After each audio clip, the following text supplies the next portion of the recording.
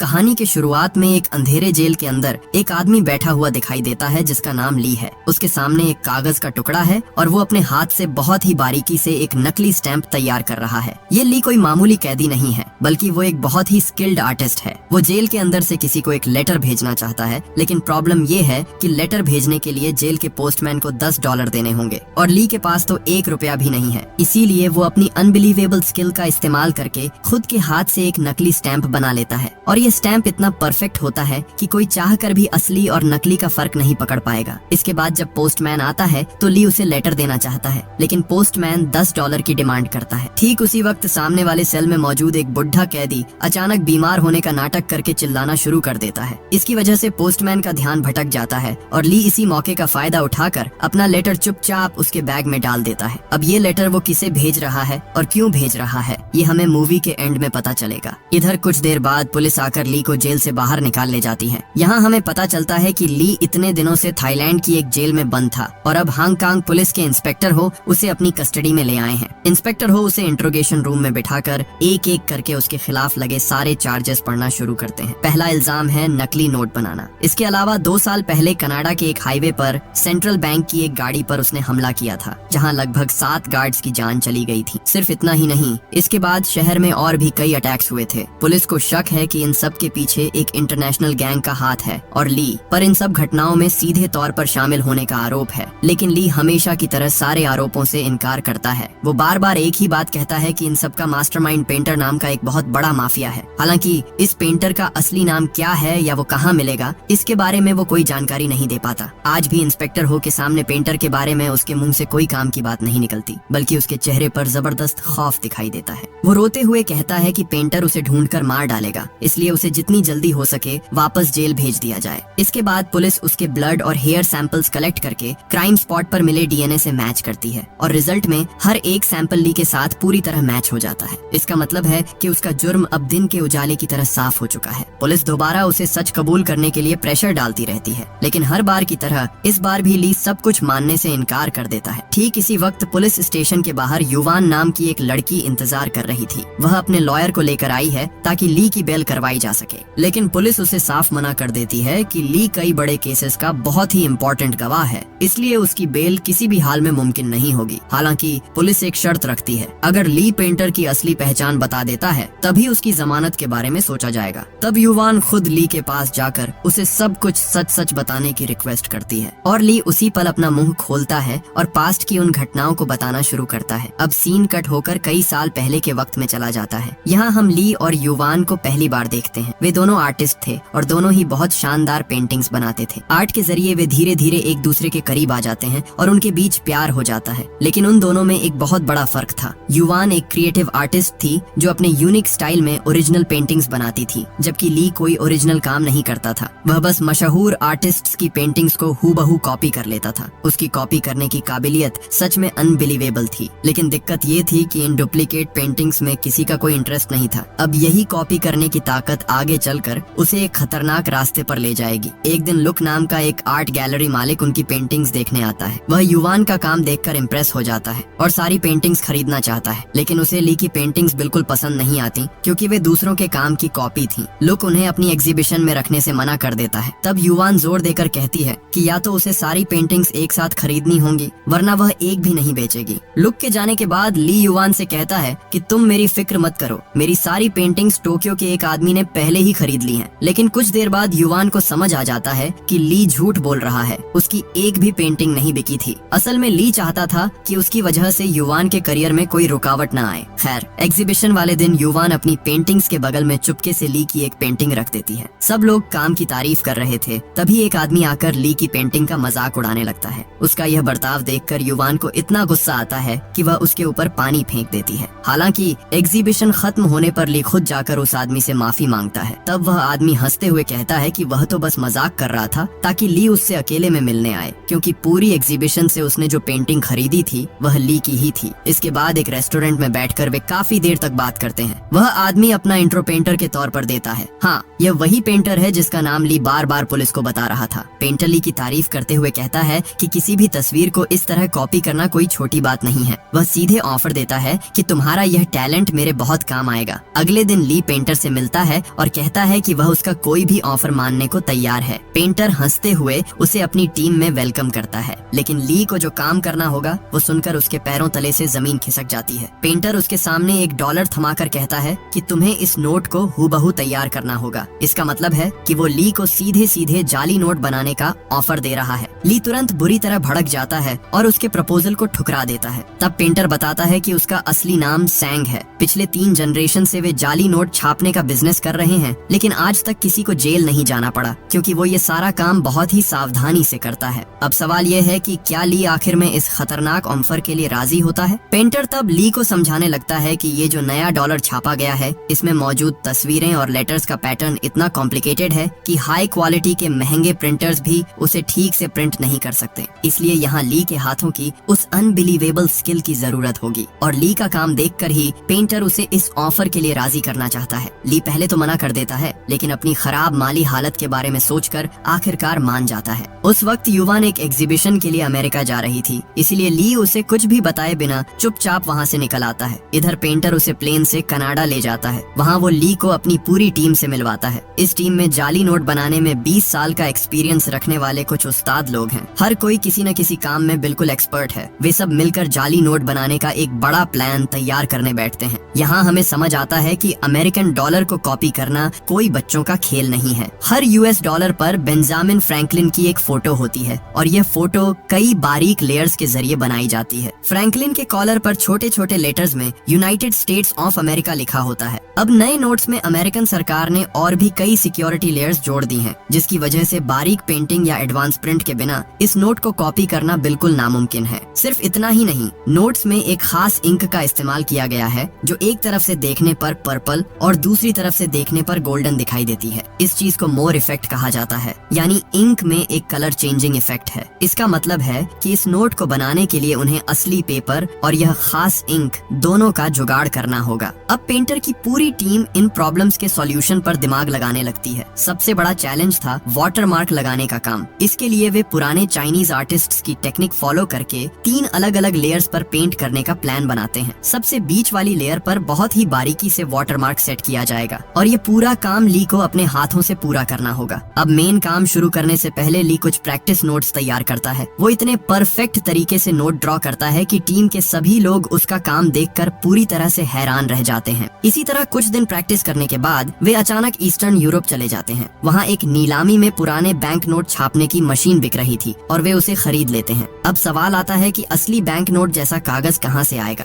तब पेंटर एक कमाल की जानकारी देता है। वो बताता है कि USA सरकार जिस कागज से नोट छापती है, ठीक उसी क्वालिटी के कागज से वे टेलीफोन डायरेक्टरी भी तैयार करते हैं। बस ये बात सुनते ही वे उस डायरेक्टरी के छापे खाने में जाकर मालिक से सीधे 500 टन पेपर खरीद लेते हैं। अब इन पेपर्स को लेकर ली के डिजाइन के हिसाब से जाली नोट छापने का काम शुरू होता है। नीलामी से खरीदी गई उस विशाल मशीन में नोट पर नोट छपने लगते हैं और ये नोट देखने में बिल्कुल असली नोट जैसे ही लगते हैं। लेकिन एक बड़ी प्रॉब्लम अभी भी बाकी थी और वो थी कलर चेंजिंग मोर इफेक्ट। इसके लिए जो खास इंक चाहिए वो सिर्फ सरकारी दफ्तरों के पास ही मिलती है और इस इंक को हासिल करने के लिए पेंटर एक खौफनाक प्लान बनाता है। खैर, पेंटर अपनी टीम के साथ सेंट्रल बैंक की एक गाड़ी पर सीधा हमला बोल देता है। उस गाड़ी में उस कलर चेंजिंग इंक के कई बैरल थे और पेंटर उन्हें ही लूटने आया था। अब न चाहते हुए भी ली को इस काम में उसके साथ जाना पड़ता है। गाड़ी छीनने की कोशिश के दौरान गार्ड्स गोलियां चलाना शुरू कर देते हैं और जवाब में पेंटर की गैंग भी पलटवार करती है। इस भीषण गोलीबारी के बीच बेचारा ली बुरी तरह फंस जाता है। तभी एक गार्ड अचानक ली की तरफ बंदूक तान देता है, लेकिन ठीक उसी वक्त पेंटर आकर उस गार्ड को गोली मारकर खत्म कर देता है। इसके बाद पेंटर बम फेंककर दूर की एक गाड़ी को उड़ा देता है, जिसकी वजह से बाकी गार्ड्स भी मारे जाते हैं। फिर वे इंक के बैरल लूटकर तेजी से वहाँ से रफू चक्कर हो जाते हैं। लेकिन इतने सब के बीच पहली बार पेंटर का ऐसा हिंसक रूप देखकर ली के अंदर रूह कांप जाती है। अब तक डरते डरते जाली नोट तो बना रहा था, लेकिन उसने कभी नहीं सोचा था कि उसे खून खराबे में भी शामिल होना पड़ेगा। पर अब वो एक ऐसे दलदल में फंस चुका था जहाँ से बाहर निकलने का कोई रास्ता नहीं था। इधर मोर इफेक्ट वाली इंक लाने के बाद वे उसे प्रिंटर में लगाकर दोबारा नोट छापना शुरू करते हैं और अब जो नोट बाहर निकलते हैं उन हर एक नोट में असली नोट की तरह ही कलर चेंजिंग इफेक्ट दिखाई देता है। ये नजारा देखकर पूरी टीम खुशी से उछलने लगती है, क्योंकि उन्होंने कुछ ऐसा बना लिया था जिसे असली नोट से अलग करना नामुमकिन था। लेकिन ली अंदर ही अंदर बहुत ज्यादा ज्यादा गिल्ट महसूस कर रहा था। वह पेंटर से पूछता है कि जब यह इंक खत्म हो जाएगी तो क्या फिर से लोगों को मारकर इंक लानी होगी? इससे बेहतर है कि मैं खुद यह इंक बनाने की कोशिश करके देखूं।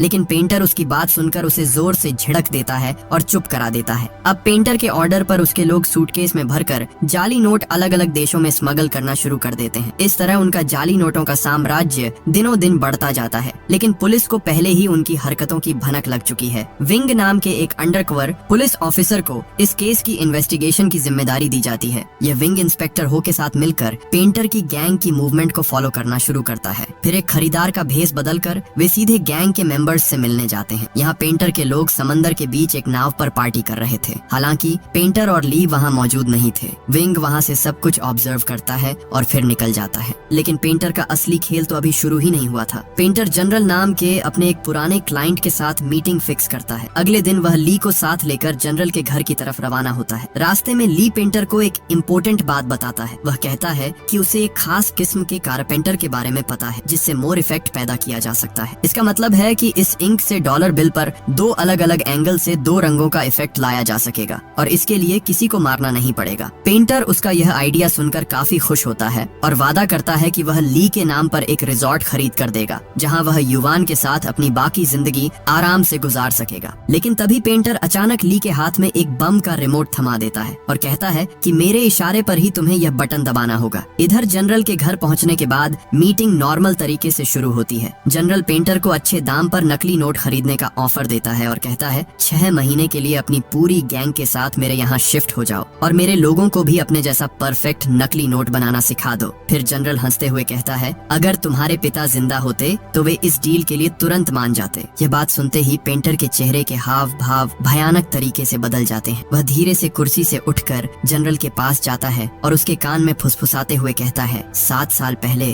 तुमने ही मेरे पिता का खून किया था। यह सुनकर जनरल समझ जाता है कि पेंटर यहाँ बिजनेस करने नहीं बल्कि बदला लेने आया है। पेंटर अपनी शर्ट खोलकर दिखाता है कि उसकी पूरी बॉडी पर बम बंधे हुए हैं। फिर वह चिल्लाकर ली को रिमोट का बटन दबाने के लिए कहता है, लेकिन डर के मारे थर थर कांप रहा ली अपना हाथ तक नहीं हिला पा रहा है। पेंटर के और भी जोर से डांटने पर ली के हाथ से रिमोट जमीन पर गिर जाता है और गिरते ही उसका स्विच दब जाता है। लेकिन धमाका पेंटर की बॉडी पर बंधे बमों से नहीं होता क्योंकि वे तो नकली थे। असल में ब्लास्ट बाहर पार्क की हुई पेंटर की गाड़ी में होता है। मतलब क्या ही बोलूं, यह आदमी अपनी गाड़ी में पूरा का पूरा बम लेकर घूम रहा था। धमाके के जोरदार झटके से जनरल के कई लोग वहीं ढेर हो जाते हैं। बाकी लोग दौड़ कर आते हैं और पेंटर पर गोलियां चलाने लगते हैं। लेकिन पेंटर दोनों हाथों में 2 पिस्टल लेकर ऐसे स्टाइल में गोलियां चलाता है कि एक के बाद एक लोग जमीन पर गिरने लगते हैं। लेकिन यह तो बस शुरुआत थी क्योंकि जनरल भी कोई कच्चा खिलाड़ी नहीं था, पर पेंटर ने इसके लिए पहले से इंतजाम कर रखा था। उसका एक साथी दूर जंगल से लगातार रॉकेट लॉन्चर दागना शुरू कर देता है। रॉकेट लॉन्चर के हमलों से वहाँ सब कुछ उड़ जाता है और पूरा इलाका आग की लपटों में घिर जाता है। चारों तरफ धुएं और बर्बादी के बीच पेंटर 2 राइफलें लेकर और भी लोगों को साफ कर देता है। फिर उसके कुछ और साथी गाड़ियां लेकर आते हैं और जनरल के आदमियों को कुचलना शुरू कर देते हैं। इसी बीच जनरल के कुछ लोग जंगल में घुसकर रॉकेट लॉन्चर चलाने वाले बंदे को खत्म कर देते हैं। इन सब के बीच बेचारा ली एक कोने में दुबक कर अपनी जान बचाने की कोशिश कर रहा है। ये गोलीबारी काफी देर तक चलती रहती है। आखिर में जनरल खुद एक आर्मर्ड कार लेकर आता है और पेंटर पर सीधी फायरिंग शुरू कर देता है। लेकिन पेंटर जबरदस्त स्टाइल में कूदकर उस पर गोलियां चलाता है और गाड़ी के सही हिस्से पर निशाना साध कर पूरी गाड़ी को ही पलट देता है। इस तरह वह जनरल का भी काम तमाम कर देता है। मगर इस जंग के दौरान चिंग नाम की एक लड़की जो जनरल के लिए काम करती थी, उसकी बॉडी में आग लग जाती है। ली दौड़ कर जाता है और उस आग को बुझा देता है, लेकिन तब तक उसका चेहरा बुरी तरह झुलस चुका था। लौटते वक्त पेंटर उसे हॉस्पिटल ले जाता है और फिर धमाका करके जनरल के पूरे ठिकाने को मिट्टी में मिला देता है। करीब 1 महीने बाद चिंग धीरे धीरे अपनी चोटों से ठीक होने लगती है। पेंटर उसे एक नई आईडी और पासपोर्ट देता है जिस पर उसका नाम युवान लिखा था। ये देखकर ली को बहुत गुस्सा आता है क्योंकि युवान उसकी प्रेमिका का नाम है, लेकिन पेंटर उसकी बात पर ध्यान नहीं देता। इस तरह नई पहचान के साथ चिंग पेंटर की गैंग में शामिल हो जाती है और धीरे धीरे ली की तरफ अट्रैक्ट होने लगती है। हालांकि ली इन सब बातों को ज्यादा भाव नहीं देता। इसी बीच एक दिन वे सब मिलकर युवान का आर्ट शो देखने जाते हैं, जहाँ पेंटर ली से कहता है कि उसने उसके लिए रिजॉर्ट का इंतजाम कर दिया है। अब वो युवान के साथ सुख शांति से अपनी जिंदगी गुजार पाएगा। लेकिन ली दुखी होकर कहता है कि क्या युवान को एक क्रिमिनल के खरीदे हुए रिजॉर्ट में रहना पसंद आएगा। ठीक तभी उन्हें पता चलता है कि युवान उस आर्ट गैलरी के मालिक लुक से शादी करने जा रही है। असल में ली ने काफी दिनों से युवान से कोई कांटेक्ट नहीं रखा था, जिसकी वजह से युवान ने उसका और इंतजार नहीं किया और लुक के साथ रिलेशनशिप में आ गई। यह खबर जानने के बाद ली चुपचाप गैलरी से बाहर निकल आता है और पेंटर को बताता है कि वह और चिंग अब यह गैंग छोड़ना चाहते हैं। पेंटर बुरी तरह भड़क कर उसे गालियां देता है और कहता है कि इंक बनाने का काम खत्म करके ही वह यहाँ से जा सकता है। इधर वह अंडरकवर ऑफिसर विंग अब भेस बदलकर सीधे पेंटर से मिलना चाहता है, लेकिन पेंटर के मन में पहले से ही शक था। वह छानबीन करके पता लगाता है कि अंकल यान नाम के उसके एक गैंग मेंबर ने एक घड़ी खरीदी है और उसे खरीदने के लिए उसने उनके अपने बनाए हुए जाली नोटों का इस्तेमाल किया है, जबकि पेंटर की गैंग का सख्त रूल है कि कोई भी खुद के जाली नोटों से कुछ भी नहीं खरीदेगा। इसका मतलब था कि यान ने रूल्स तोड़े हैं और उसकी इसी गलती की वजह से पुलिस को उनकी हरकतों का पता चल गया है। इसी वजह से पेंटर यान को सजा देना चाहता है। यान उसके सामने गिरकर गिड़गिड़ाने लगता है और अपनी पत्नी और बेटी की जान की भीख मांगता है, क्योंकि पेंटर का एक और खौफनाक नियम है, अगर कोई गलती करता है तो उसके परिवार को भी खत्म कर दिया जाता है। लेकिन पेंटर यान की रोने धोने वाली बातों पर ध्यान नहीं देता और ठंडे दिमाग से सीधे उसे गोली मार देता है। यह बेरहम कत्ल देखकर ली खुद पर काबू नहीं रख पाता। वह तुरंत पेंटर पर झपट पड़ता है, लेकिन पेंटर उसके कान के पास से गोली चला देता है और उसके चेहरे पर एक जोर का मुक्का जड़ देता है। इधर विंग दोबारा भेस बदलकर पेंटर से मिलने आता है, लेकिन पेंटर को उसके सारे प्लान पहले से पता थे, इसलिए बात करने के दौरान वह अचानक ली से कहता है कि वह विंग को गोली मार दे, लेकिन इस बार भी ली अपनी जगह से हिल नहीं पाता। आखिर में पेंटर खुद ही विंग को गोली मारकर खत्म कर देता है। इसके बाद वह ली पर और भी ज्यादा भड़क जाता है और उसके सामने कुछ ऐसा रिवील करता है जिसे सुनकर ली के पूरे शरीर में ठंडी लहर दौड़ जाती है। पेंटर दिखाता है कि उसने युवान और उसके होने वाले पति लुक को इस वक्त बंधक बना रखा है, यानी इस आदमी ने किसी तरह युवान और लुक को किडनैप कर लिया था, सिर्फ ली को ब्लैकमेल करने के लिए। पेंटर ली को सीधे लुक पर गोली चलाने के लिए कहता है, लेकिन ली इसके लिए बिल्कुल राजी नहीं होता। वह उल्टा पेंटर पर ही पिस्तौल तान देता है। इसी दौरान ट्रिगर दबने से अंधाधुंध गोलियां चलती हैं, जिसमें लुक मारा जाता है। इसके बाद पेंटर और ली के बीच एक जबरदस्त गन फाइट शुरू हो जाती है। इसी दौरान चिंग आकर पेंटर के आदमियों को एक के बाद एक खत्म करने लगती है। आखिर में ली सीधे पेंटर के सीने में गोली मारकर उसे भी खत्म कर देता है। इधर ली युवान को बचाना चाहता है, लेकिन चिंग युवान को जान से मारने की धमकी देकर उसे रोक देती है। असल में चिंग ली की तरफ काफी अट्रैक्ट हो गई थी, इसलिए वह किसी भी हाल में युवान को ली के पास नहीं जाने देना चाहती थी। ली के पास और कोई रास्ता नहीं बचता, इसलिए वह युवान को वहीं छोड़कर वहां से निकलने पर मजबूर हो जाता है। इसके बाद वह पैसों का बैग लेकर उसी रिजॉर्ट में चला जाता है जो पेंटर ने उसके लिए खरीदा था। अगली सुबह ली अखबार में पढ़ता है कि पुलिस को पेंटर की डेड बॉडी नहीं मिली है। तब उसके दिमाग में एक ही ख्याल आता है कि शायद पेंटर मरा नहीं है और वह युवान को मारकर बदला लेगा। इसलिए ली युवान को बचाने के लिए तेजी से निकलता है, लेकिन इसी बीच रास्ते में पुलिस आकर उसे अरेस्ट कर लेती है। यानी इसके बाद जो हुआ वह हमने मूवी की शुरुआत में देखा था। पुलिस ली के सामने शर्त रखती है कि अगर वह पेंटर के बारे में सारी जानकारी देगा तभी उसे जमानत मिलेगी, और जिस युवान को ली छोड़कर आया था वही युवान उसे बचाने आई है, क्योंकि ली ने जेल से लेटर लिखकर उससे माफी मांगी थी। याद है मूवी की शुरुआत में नकली स्टैंप लगाकर लेटर भेजने वाली बात? वह लेटर असल में इसी युवान को भेजा गया था। इधर युवान की सलाह पर ली पेंटर के बारे में शुरू से लेकर अंत तक सब कुछ पुलिस को सच सच बता देता है। पुलिस उसे पेंटर का एक स्केच बनाने के लिए कहती है, जिसके बाद उसकी जमानत हो जाती है और पुलिस उसे एक होटल में ले जाकर छोड़ देती है। वहाँ ली युवान से माफी मांगता है और उनके बीच एक रोमांटिक पल बीतता है। ठीक उसी वक्त इंस्पेक्टर हो को पुलिस की वर्दी पहने एक आदमी दिखाई देता है, जिसका चेहरा ली के बनाए हुए पेंटर के स्केच से हूबहू मिलता है। और मजेदार बात यह थी कि वह आदमी पुलिस की वर्दी पहनकर खुद पुलिस स्टेशन के अंदर जा रहा था, इसीलिए वो अपनी टीम के साथ मिलकर उसे तुरंत अरेस्ट कर लेता है। सबको लगता है कि देश का मोस्ट वांटेड क्रिमिनल आखिर पकड़ा गया, लेकिन वह आदमी हैरान होकर चिल्लाता है, मैं क्रिमिनल कब से हो गया? मैं तो एक मामूली पुलिस कांस्टेबल हूँ। जब वह अपनी आईडी दिखाता है तो इंस्पेक्टर हो का चेहरा सफेद पड़ जाता है, क्योंकि अब उसे समझ आ जाता है कि ली ने उन सबको इतनी देर से बेवकूफ बनाया है। लेकिन यकीन मानिए, असली सच तो अभी बाकी है और ये इतना चौंकाने वाला है कि आप दंग रह जाएंगे। क्या आप अभी तक बात समझ पाए? इतनी देर से जिस भयानक पेंटर की कहानी सुनाई जा रही थी, वह पेंटर असल में कोई और नहीं बल्कि खुद ली है। जाली नोट डिजाइन करने से लेकर सेंट्रल बैंक की गाड़ी पर हमला करने और जनरल के ठिकाने पर नरसंहार करने तक ये सब कुछ उसने अकेले ही अंजाम दिया था। लेकिन खुद को बचाने के लिए उसने पुलिस के सामने बहुत ही